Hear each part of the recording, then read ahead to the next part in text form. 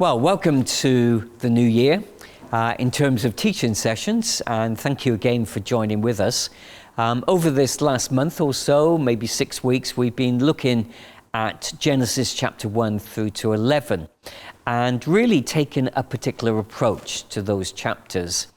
I've tried to acknowledge the controversy around so many of those chapters, the huge amount of debate and scholarly and theological thinking that has gone on in relation to them.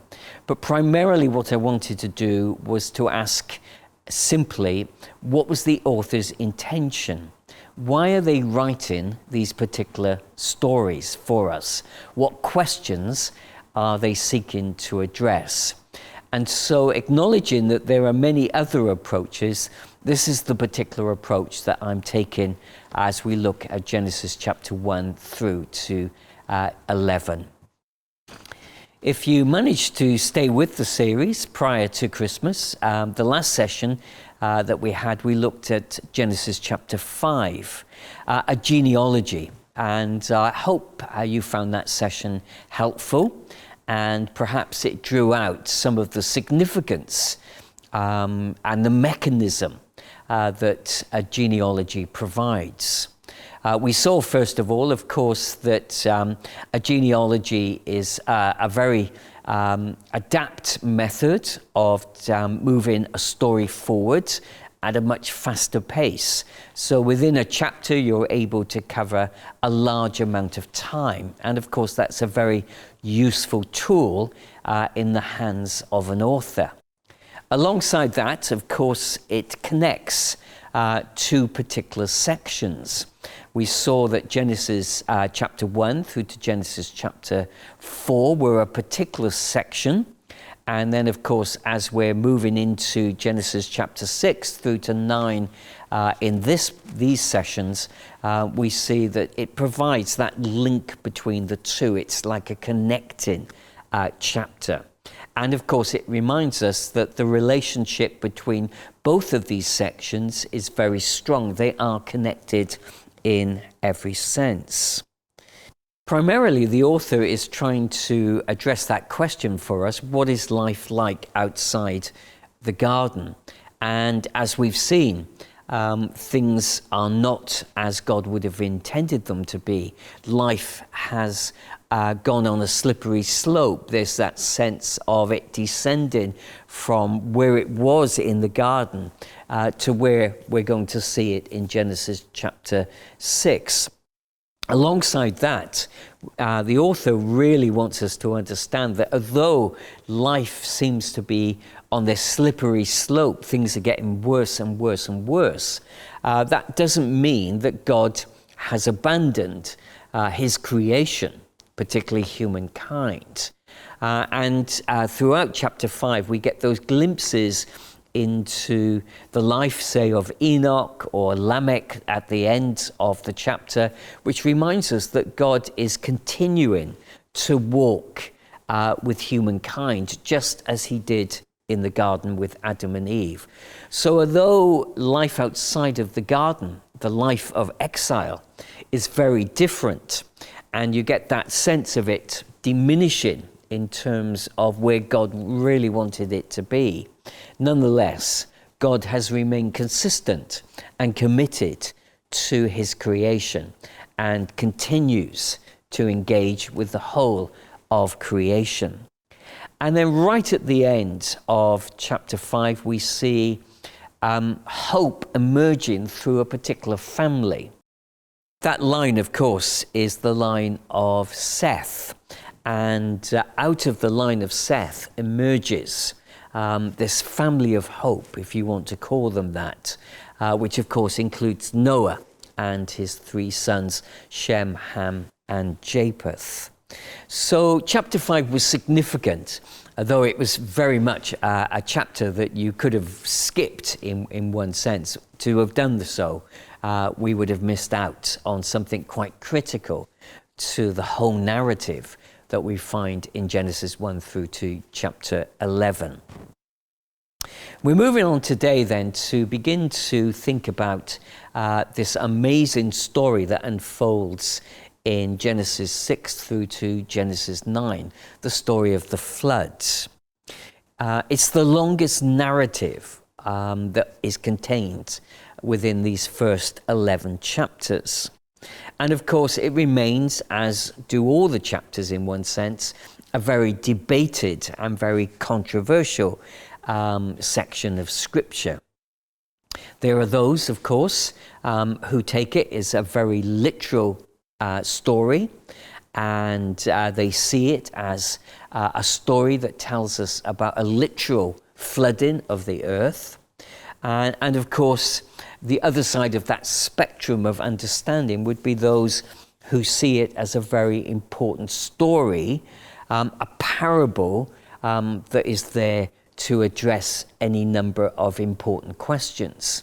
So truth remains on both sides, the truth of a literal interpretation, and of course a different kind of truth, but not any less significant, a truth that begins to address some of those important questions of where are we in relation to God, and where are we in terms of our relationship together with the whole of creation. So what we're going to do is address this story in its purest sense. We're simply going to not avoid all those issues, because those are dealt with elsewhere, but ask that question: what exactly is the author doing in the telling of this story? What questions is he seeking to address? To acknowledge that there are many ways of looking at a story such as this is a very grown-up thing to be able to do. It recognizes that within the church, within the Christian world, within the world of scholarship and theology, people interpret things in different ways. And of course, that is significant and important.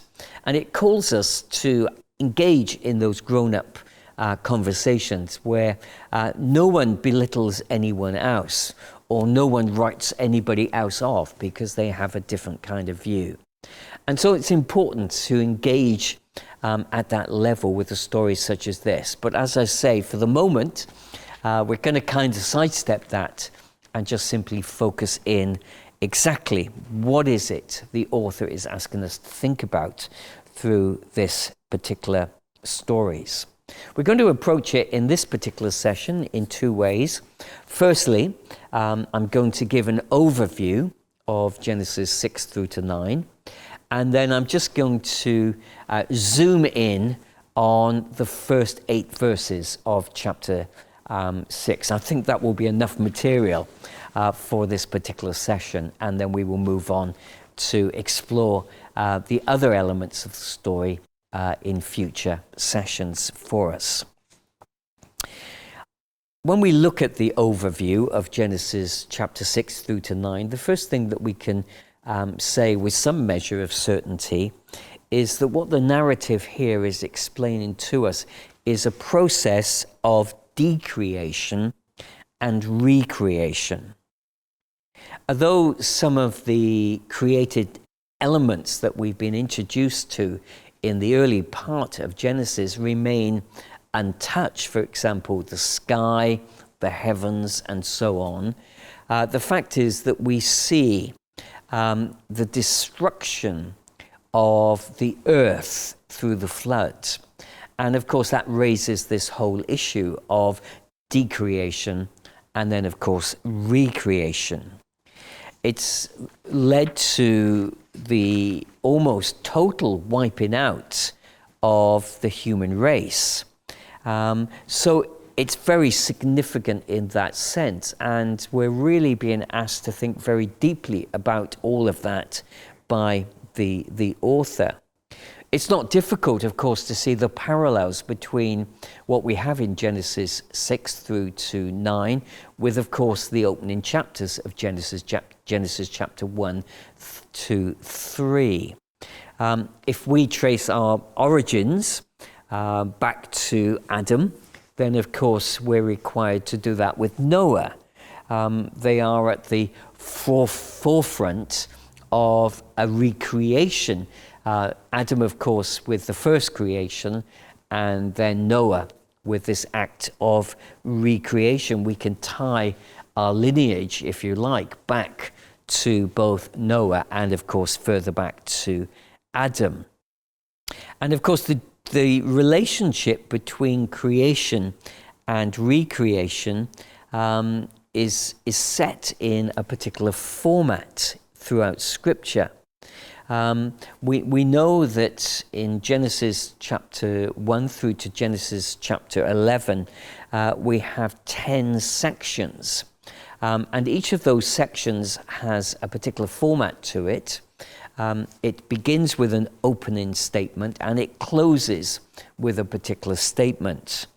And that's what we find here, and surprisingly, in this particular section which we're looking at, Genesis 6 through to chapter 9.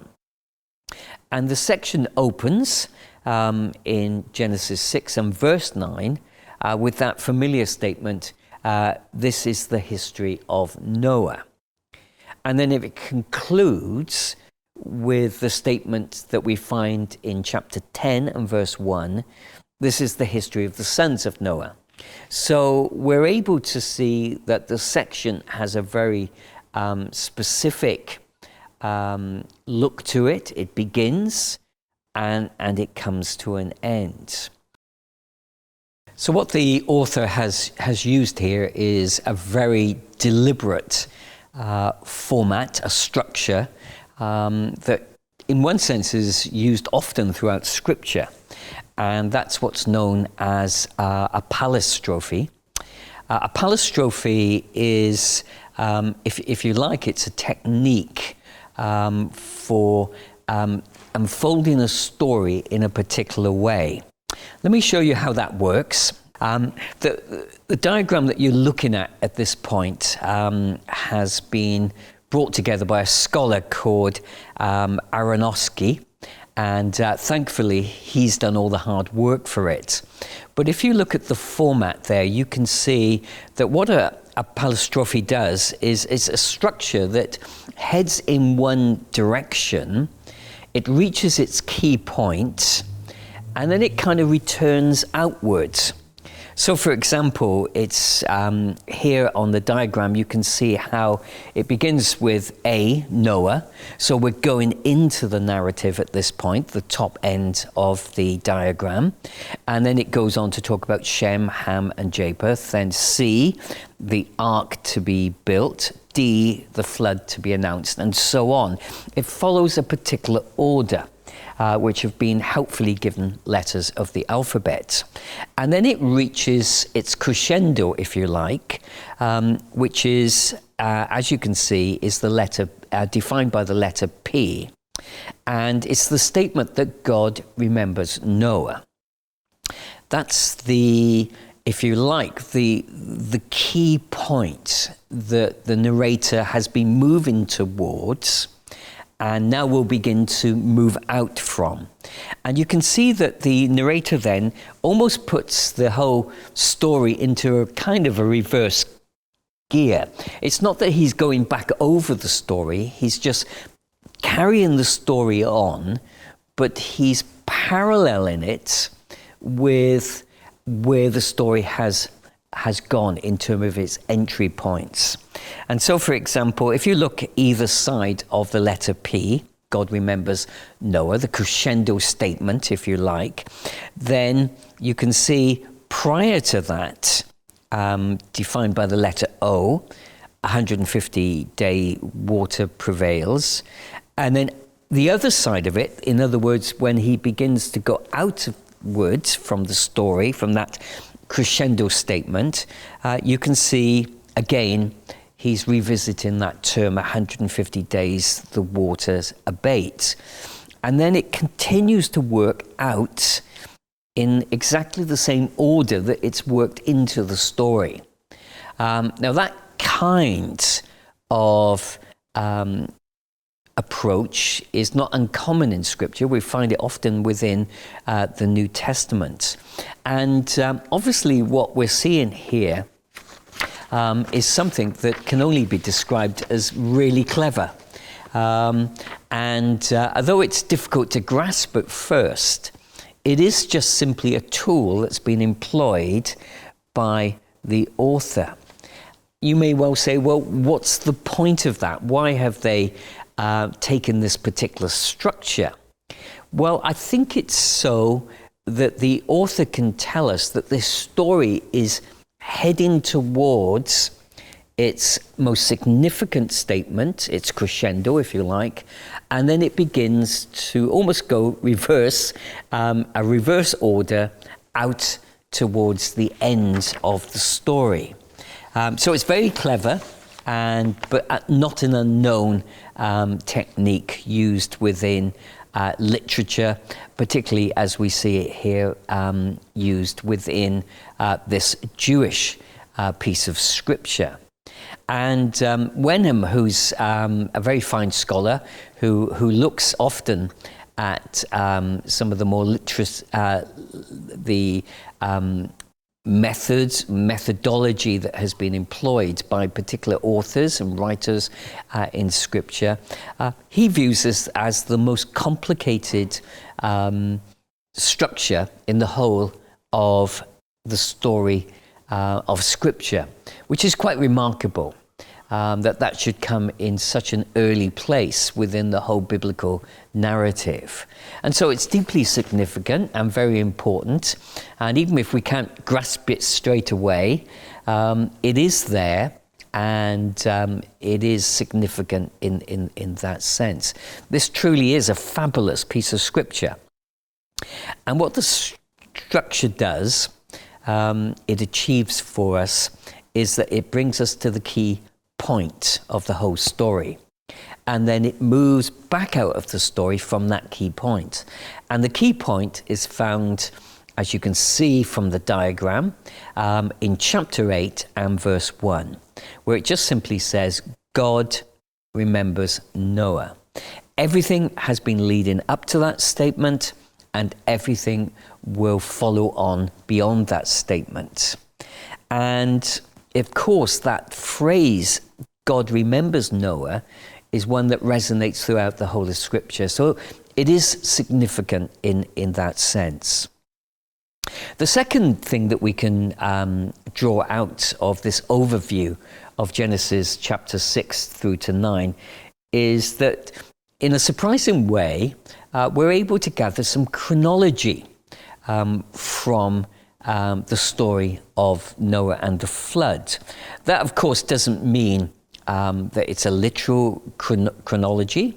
It doesn't mean that then we can date it in historical terms. It just simply illustrates that there is some sense of order, chronology, some timing to all of this. We find that, of course, in the creation stories, which are set within a chronology of 6 days. What this story does for us, it sets a chronology that's much bigger than that, and it's probably just around about half a year. The story has a number of references to Noah's age, or the time that it takes to build the ark, or the time that it rained for, etc., etc. And from that, you're able to bring some sense of chronology to the whole story. Have a look at the diagram. You can see it there.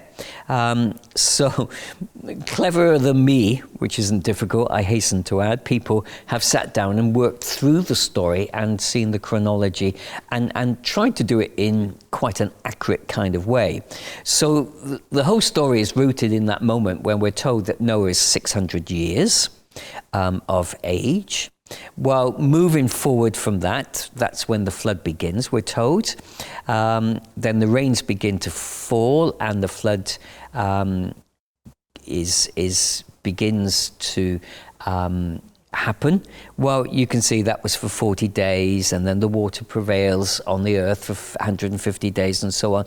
So actually you can set a little bit of a chronology around all of that. So working on that, as I say, experts have come up with some sort of idea that it's about a period somewhere around about a year and a half for the whole event of Noah and the flood to actually take place.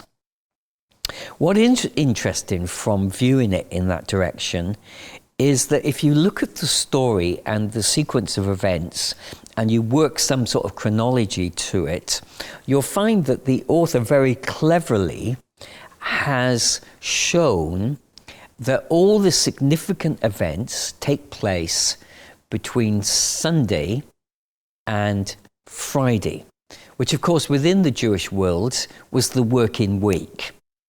So what the author has done is he has avoided any work being done on the Sabbath, which of course then ties in with the creation account. And in that sense, the author is reminding his or her readers, the listeners to this story, that the Sabbath rest remains even during a critical time such as the flood and the story of Noah that we find in Genesis chapter 6 through to Genesis chapter 9. One more comment, and then we'll move through to have a look at the particular passage from the early part of Genesis 6. And that really is just to make some observations about the flood story in its own right. This is a Hebrew Jewish flood story, of course, that we have contained within Scripture. But of course, we need to recognize that at that time, and prior to the time probably when this was actually written down, there were many flood stories, particularly in Mesopotamia, particularly in Babylonia. And what we have is a story that is linked into somewhat of the format of some of those earlier flood stories. Probably the most famous one within Babylonian Mesopotamian culture would of course be the Gilgamesh Babylonian epics, which tell us flood story. And of course it's got similarities to the ones that we're reading here in Genesis. But what is also interesting is how different it is. Again, as we looked with the creation narratives, the Jewish account of the flood, as it was with the creation story, is fundamentally very different to the ones that we find within other cultures. Not just Babylonians, but the Greeks, within the Roman world. Every culture seemed to have a flood story of its own.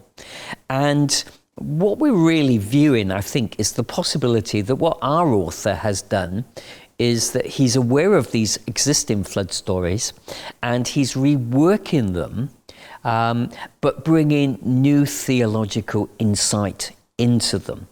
And of course, the most significant thing is that this story, the flood story that we have in the book of Genesis, is a story about one God.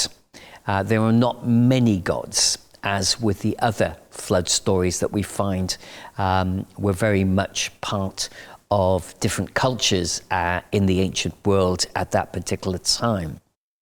So probably what we're looking at is that the author has reworked them and brought about a very different kind of story, although it follows a very similar structure, but bringing very different theological insight, and particularly the understanding of God. And of course, the part played by Noah. Noah is not seen as anything more than an obedient servant. He's not some sort of ancient hero. And there were many ancient heroes, of course, at that time in the ancient world. People were absorbed with stories about ancient heroes, folk tales and all sorts of myths and stories, sagas at that particular time. But Noah is not perceived in those terms. He's just an obedient servant. He's just an ordinary person in every sense.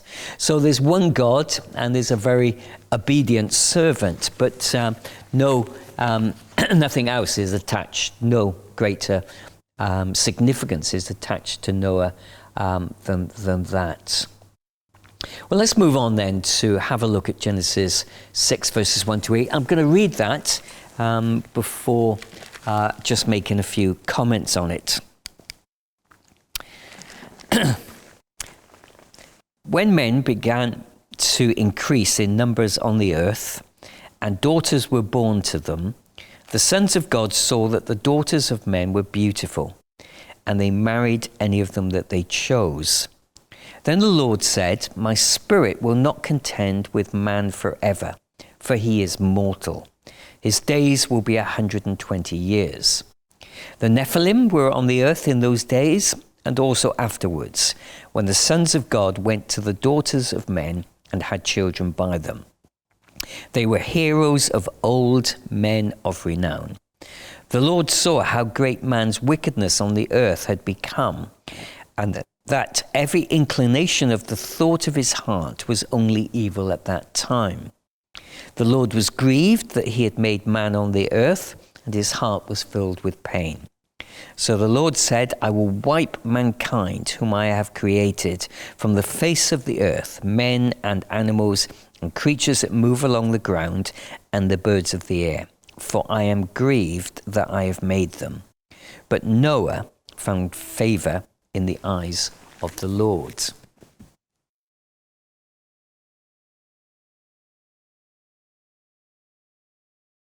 Well, it's an intriguing passage of scripture, isn't it? And I'm sure over the years, you, like so many of us, have wrestled with exactly what it is that we're viewing here. What is it that the author is trying to bring to our minds to help us to grasp? There are, of course, many ideas around the how we understand best that little phrase, Son of God, and the infamous Nephilim, as there are with other passages of scriptures. Let me make 3 comments on possible ways of interpreting what exactly is being said there. The first one is this. The sons of God could be merely a phrase, a particular phrase, that refers to human kingship. So if that's the case, if we're talking here about significant kings at that time, then what's being condemned is the way that they abuse their position of power and authority.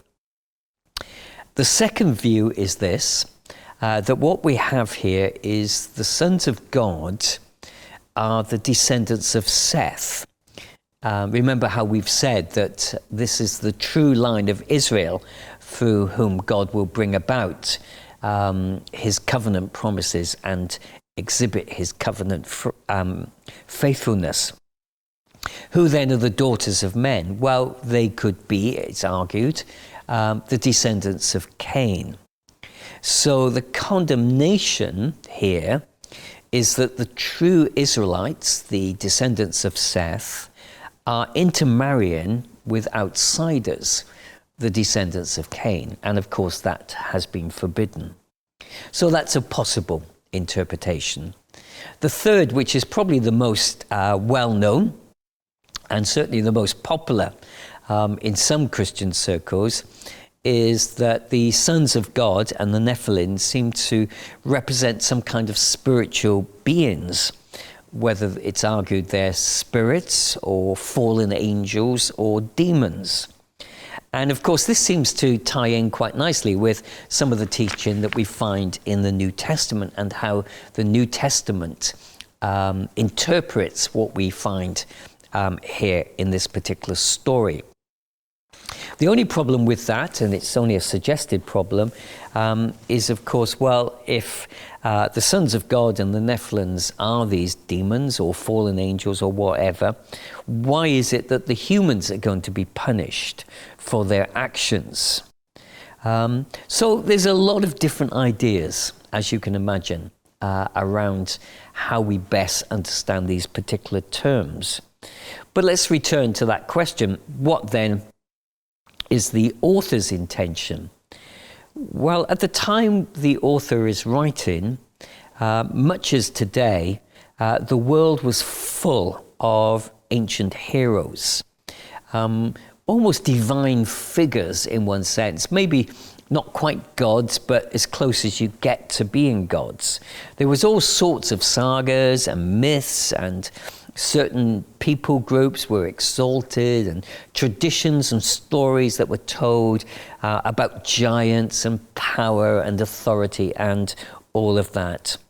Now, maybe the author just simply is trying to say to us, or to help us to understand, particularly his own generation at that time, that no matter how heroic any humans are, or even how large, whether they're giants or have seemingly almost godlike qualities, the truth is, the writer is telling us, they have limited days. And ultimately, they too will be destroyed by the events that the author is just about to tell us about. So in that sense, it's almost as if the bubble is being burst on this whole idea of people looking towards these ancient heroes as being good models for life and its focus and its future.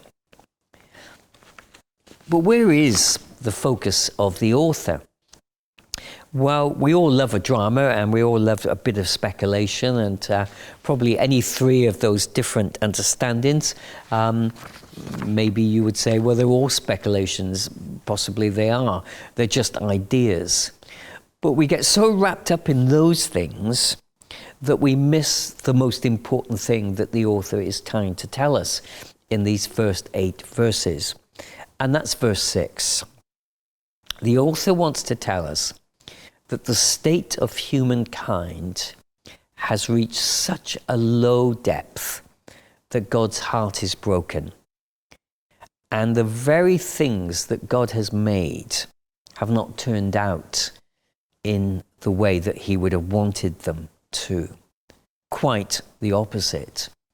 God has told humans to multiply, fill the earth, but for good. They have filled the earth with unspeakable evil. Perhaps the author just wants to say, forget about all the speculation about those other statements. Just feel the brokenness of God. Broken by the abject failings of his children. And of course, the inevitable consequences that are about to lay ahead for them. All the boundaries that God has set have been crossed in one way or another. And people have almost been demonized by their actions. And maybe that's why he introduces us to this almost demonic picture of the sons of God and the Nephilim. It's almost as if he's saying, this is what they've become in their own eyes. They have almost become demonized. Such is the depravity of their own behavior. They are a long way from God's intentions, and God's heart is broken because of that.